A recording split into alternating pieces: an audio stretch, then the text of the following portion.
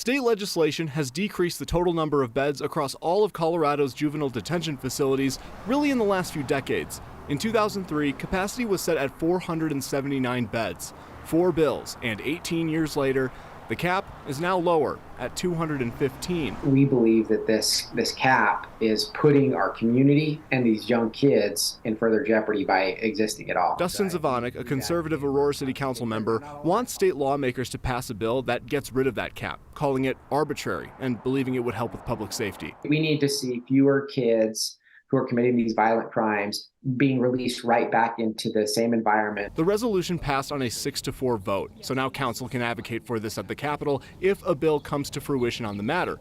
The ACLU of Colorado, though, thinks it's unnecessary. At this point, what we have seen is that kids will sit around for weeks, months, sometimes up to a year, waiting for their case to be resolved and not receiving anything at all. Nicole Duncan is their youth policy counsel and also a youth defense attorney. She and the ACLU of Colorado's senior policy strategist, Anaya Robinson, say the focus should be on those already in the facilities. I think part of the issue is making sure that we are tackling the problems that exist, like funding those programs that don't have adequate placement for these kids. Citing state data, the ACLU says that more than half of kids detained in facilities are not there for alleged violent crimes. Instead, they say it's primarily for low-risk crimes. We don't disagree that a problem exists, getting kids the support that they need in this space. We just disagree that this is not the solution to the problem.